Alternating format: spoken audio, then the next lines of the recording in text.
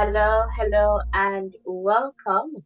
Welcome to another live. And in this one, we're going to be talking about, so it's just, in our series of, Canada Talks. And we're going to be talking about, studying in Canada as an international student. Can you take your family with you? I am joined by Ruren for this conversation. Hello, Ruren. How are you doing? Hello, Natasha. I'm doing well. How are you? I'm doing well. So, we have been here talking and, having this conversation in the context of, the recent developments announced by the government of Canada and what this will look like for international students. So we're here and we're just kind of, going through the different aspects based on these new developments to share with you. And so we hope that you'll get some information here that perhaps might be applicable to you or someone you may know who is interested in studying in Canada for sure. All right, so please remember to hit the like button, the subscription button, and share. Tell a friend to tell another friend about the Voices in Education and this important conversation. So I just want to just, give you an introduction as to what is going on so that you have some context before we get into this conversation. So on January 22nd, 2024, the government of Canada, announced that they will set an intake cap on international student permit applications for a period of 2 years. In the context of that announcement as well, it was also stated in the weeks ahead, open work permits will only be available to spouses of international students in master's and doctoral programs, the spouses of international students in other levels of study, including undergraduate and college programs, will no longer be eligible. And that part here, this part here is the basis of our conversation right now in the context of, we're going to start there in the context of, that open work permit that usually if you're coming to Canada, your spouse or common law partner, they may be eligible to receive one. So what we're hearing now is, that eligibility has changed for undergraduate, students and students in college programs.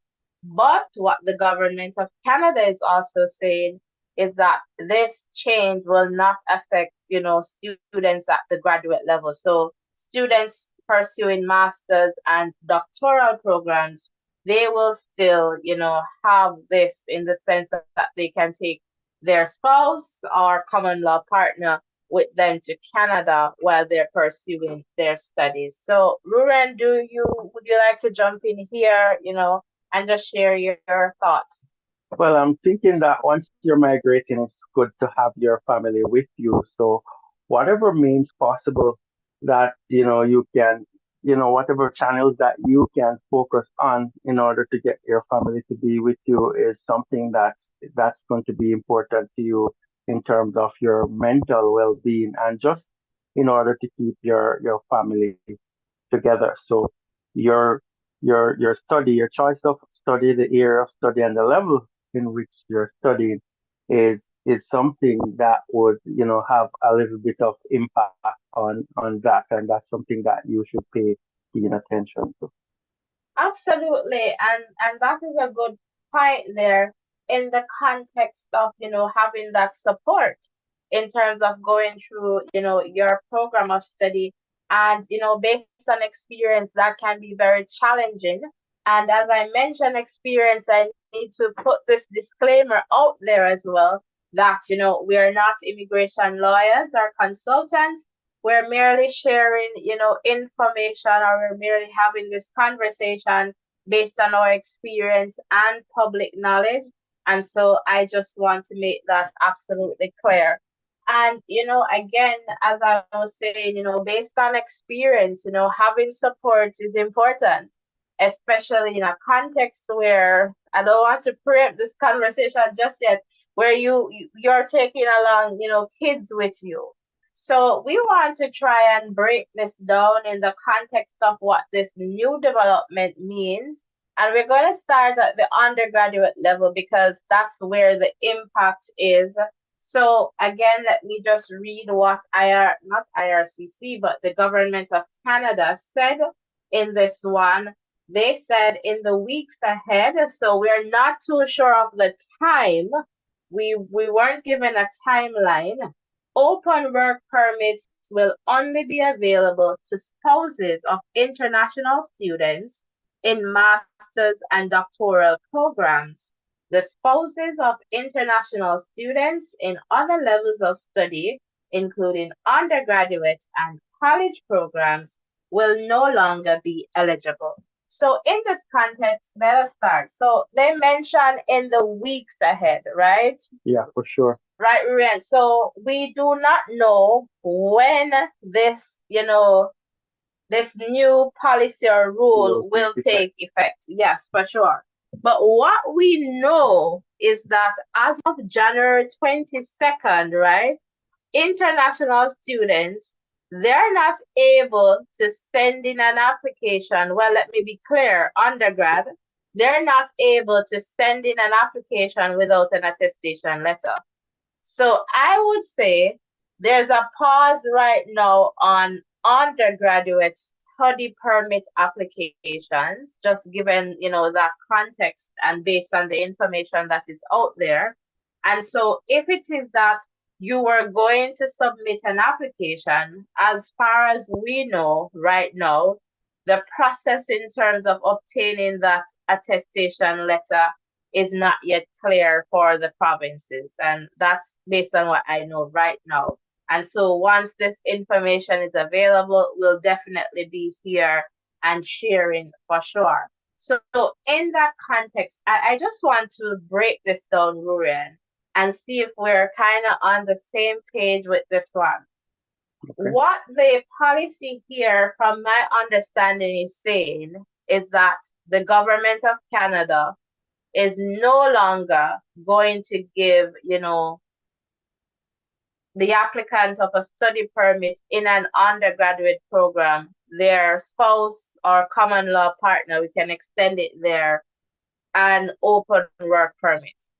But I am not seeing where Canada is saying they cannot come to Canada. Well, that wasn't stated in any clear words there. They did not say no, and I doubt they will ever do that too, saying no to family. But they're saying that based on how their policy is now, that's not going to be automatic. Right, so that's not going to happen, I guess, in the weeks ahead, just to use their language. And so for those of you who do not know, an open work permit is usually granted to, the spouse or common law partner of the applicant of a study permit. And so what happens is that that partner gets the opportunity to come and, Work full work time. full time in Canada, Uh, and they can work anywhere. It's not restricted unless you perhaps did not do a medical where you'll have certain restrictions on your permit. permit, yeah. But apart from that, based on my, knowledge and experience, you won't have, restriction as opposed to if you were in, say, an LMIA job where it's perhaps restricted. But in this context, you got the opportunity to work in Canada. And then again, with this dynamic, as we were talking, usually you have one person studying from the relationship and say another person working. And then depending on the nature of the job, the person can, the one who is working can start the process for a permanent residency, for permanent residence just very early, at least within 6 months or even earlier, depending on the path that they want to take in terms of getting there. So with that said, is it a case now where Canada is saying we want to delay this process in terms of, having, undergraduates transitioning to permanent residence more quickly, given the number? Because at that level, you will have, I believe, I do not have statistics to support, just speaking. I believe you'll have far more undergraduate international students as opposed to graduate students. What is your take on this? For sure, there will be a lot more undergrad students. To I agree with that statement. So, they're definitely limiting the amount of undergrad students who they are thinking about taking. And I guess that's why they're putting in new policies just to change the scope of things. If you're coming to Canada and you're an undergraduate student, then it would be so nice if your partner could have an open work permit and be able to take care of the family while you are studying. And the fact that they're changing this policy is yeah, I think they're just trying to filter out some people or reduce the amount of undergrad students that they would want to take. And you can look at it from the standpoint too, where they might be looking at the population that they have, and they're saying that we are in need of persons who are in the graduate level, and that's where our focus is going to be. So we are going to encourage persons to tap into this market or tap into our country at this level because that's where the need is. I So guess they're referring to like the in demand in terms of the skills and perhaps what they would want for, Canada in that context. yes, and also as it relates to students who are going to come in at that grad level, persons who are doing their masters and doctoral studies. Yeah, for sure. So, and I guess that's another way of looking at it in that context. And so, with this new development too, I guess one of the questions, I guess we started answering that is, can you take your kids with you? Can you take your spouse or your common law partner with you? And then, you'll have to look at that from different perspectives, different angles. So if we look at, what is going on here in the context of this new development, what we're seeing right now is that the government of Canada, they're saying, okay, the spouse, they won't get for undergraduate students, they won't get the open work permit, but they did not say that they can't come to Canada, which is a total different conversation. And so when you think about policy, as I will say, it's not always black and white. There are gray areas. And so you have to think about it in that way in terms of navigating those spaces, right? They did not say they cannot come. So you now have to look at how can my spouse or common law partner visit me in Canada? That's the question now, and that's where the research comes in to look at other ways, in which they can still support you here in Canada while you're pursuing your studies. And I see Alicia Clark is here in the chat. Hello, hello, and welcome, welcome, welcome, mi amiga. All right, so Alicia is here. And a lot of persons sometimes they look at these things and they become hopeless, as if it is no longer possible for me. All my dreams and aspirations are coming to an end. And that trend in sports and entertainment, welcome, welcome. And this is where I'll say, do your research, try to connect with people who are here and who would want to support you, because we're here doing just that in the context of just sharing based on our, public knowledge and our experience. And so I want you to just continue to support this space. So just hit the like button, the subscription button, and share, share, share. So, another question, can you bring your kids with you? Again, I am not seeing anywhere here that is saying that you cannot. And when you look at this policy too, if we go back and if you have missed these videos in the context of the attestation letter, you can also check, the channel here. You'll find that information just to get a better understanding of what we're talking about.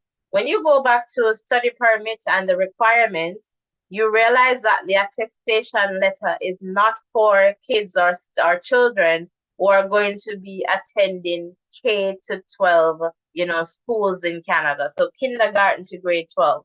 So it shows, or that is indicating to me that Canada is still expecting that as a student, you're going to perhaps take your kids with you if that's what you want to do. So again, it's important for us to just read and just research and just try. And sometimes we understand that some people might not necessarily get that. And again, we're not immigration lawyers or consultants, but we're sharing based on public information and experience. So what I am reading there, Rurian, is that based on that, Yeah. kids they're expecting that kids, your child, your children, that they're going to come. Yes, for sure. And when these policies change or they amend these policies, persons often get hopeless, and you don't want to get yourself into that position at all. So it's good that you have shared that they did not say no. You can come and study, but your kids and your spouse cannot come. So they did not say that. So it's just about researching and finding out how can they come? So that's a good question. They're not going to give this to them automatically. So what is the procedure that will allow them to come and support me? And that's where the question lies. So, in these cases, whenever there's a situation, then we need to ask ourselves that critical question. How are we going to be able to navigate this and see how best we can find solutions to these these challenges. Yeah, for sure. And when I consider, just your questions now in the context of how we can navigate these, situations or jump over these hurdles, like when I think about it, you can start with a visitor visa. Like your spouse or common law partner, they would want to come and see you in Canada. That's a starter there, like starter pack, hey. So, that's one way. And then you have other options like LMIA, job offers. And again, we're not here to tell you what to do because we're just telling you what is public knowledge. You have different permanent residence, pathways. And so there are different ways, right? And so it's up to you to do your research or to seek that, immigration advice from the persons who are qualified to do that. And hopefully they have enough knowledge to share with you where they're not trying to rip you off, in Yeah. terms of trying to provide your way. But there are ways, and it's just, again, doing your research. I cannot overemphasize how important it is to do your research because nothing beats that. And IRCC, they're very good in terms of, having the information there. You just go there and you'll see, what you need to do, step by step. Usually, it is already there. So whatever immigration personnel are going to say to you, it's always going to be the information that IRCC is sharing, or their rules, policy, laws. And I know sometimes, and especially if your context is very straightforward, you can do your own application. If it's not something that is technical where you might be, I don't know, depending on the nature of it, you can do your application yourself anyway. So in that context, but I guess if it gives you peace of mind to get somebody who's able to support you through that process, ensure that you're finding somebody with the requisite, qualification to do that. And Ensure that they're a regulated professional. And just to add to the point that you're making about getting that professional, make sure that you do your research in that regard as well to ensure that the person that you're working with is somebody who is credible. You know, despite that, you need to be, knowledgeable of the process as well, so that if there is any, mishap, if there is any mistakes, if there is anything that you're not sure about, you can ask questions just to ensure that this, process goes through smoothly. So, good point that you made there. But, as you said, coming to Canada to study is definitely an option. And, there are ways in which your family could come and visit you or support and you. support you. Yeah, Yeah. So I'll just stick to that word, support you, and that is definitely important in this context, given, the new developments and, lots of concerns and questions there. But again, it is important to just read and do your research and have an understanding, because, a lot of people, they're now saying, okay, my common law partner, my spouse, they're not able to come and, visit me, but I am not seeing where, again, the government of Canada said, no, they cannot come and visit you. I am not seeing that.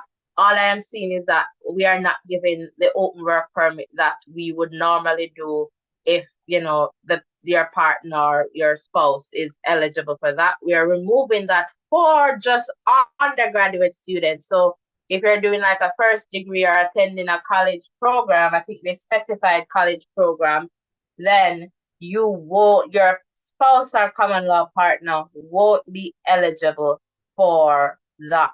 And that is definitely important to make that, distinction. They did not say they cannot come. So for sure. that is definitely clear. I see Carlton Lovelace there in the chat. Blessings to you too. Thanks for coming over. And, we share here to empower our listeners and viewers, and also for you to share with other persons who you believe this information may help, because that is definitely important. And so we just, want you to know that this is what is happening, this is the case, and for you to get an understanding of, the current, policy, or, these new developments for sure. So another part here in the context of this, policy, Rurian, and I'm trying to get here, is that this, in this open work permit, it remains in effect for the spouses of, international students in masters and doctoral programs. And again, we did a live, so we had a conversation about, level of study, which one should you do, undergrad or grad? And again, we're seeing that based on the fact that this open work permit, the spouses of grad students in the international grad students and partners, common law partners, they are still eligible to get this open work permit. So kind of cementing, our conversation there, that Canada is leaning more toward, graduate, students at that, international graduate students. So we're just seeing that. So in this context, if you're doing a program and at the graduate level, and they specified your master's and doctoral programs, so I am not too sure if we want to say graduate level. I love sticking to the language that they use until we see otherwise. So, in previous instances, for example, with the attestation letter, they were clear to state that, and in other postgraduate, programs, and that we could interpret as, those 1 year courses like diploma and, postgraduate certificates, in the context that these international or prospective international students, they won't need, the attestation letter. So I am paying attention to how the Yeah. language is communicate, or how this information is communicated based on, the words, the language. And so here, what they're saying here is that in the weeks ahead, open work permits will only be available to spouses of international students in master's and doctoral programs. So we're just going to take it for that, for what it is. And so that remains the same. So no change there for students in master's and doctoral programs. So what that means, if as an international student, you're coming to Canada to do a master's program or a doctoral program, and you have a common law partner or a spouse, you're married, you can take them along with you if they're eligible to for that open work permit. And there are other immigration criteria there in the context of how they're going to decide to grant or not grant, a work permit or a study permit in that case. And so that is, I believe, is definitely important for us to know in terms of how we're navigating that. And even here, it is not even said that, okay, as an international master's student or doctoral student, you can take your kids. So we have to kind of think how we're understanding and reading the policy. That is definitely important. So again, we're not seeing anywhere here based on this, announcement that the government of Canada is saying that you cannot have your spouse or common law partner support you in Canada, even at the undergraduate level, where they're going to remove the open work permit, and again using their language in the weeks ahead. So I'm not sure, Ruren, what's your take on everything here? Well, as you explained earlier, it's the graduate level where we're talking about the persons who are pursuing masters and doctoral studies. That remains the same. So, no changes there. So you're able to take along your support system with you at those levels. And we're saying that at the undergrad level, the support system can come, but that won't be there automatically as it would be in the levels above. So it's just for you to do your research based on your situation and just enter the education system at the level where you deem it best or wherever you qualify for, and know that you will be able to have your support system coming at any level. However, the pathways will be different. Yeah, thanks for sharing that. I just want to just caution there because you're using some strong words, they're able to and they can remember. And the system, you'll have immigration processes to go through, so they will determine if you Whether or can not. come. Yeah, so we just want to say that there. And, again, if you have any questions or experiences that you'd like to share in the chat, you can do that right now. Just a few more minutes before we wrap this one up. It's just a quick conversation just to share with you, what is happening, and also just, based on our understanding of what we believe the policy or new development is speaking to in the context of, taking your family with you to Canada. Again, based on our readings, we're not seeing where Canada is saying, no, your spouse cannot support you in Canada physically. And so, again, what we're emphasizing is that you should do your research just to get a better understanding of a possible option, or as Ruben would say, pathway for you to have, your support in Canada, given these new developments. And so let me just refresh the chat here to see if we're getting any questions or if anyone else is going to comment any further. So, this information will be here for you to just check whenever you want to.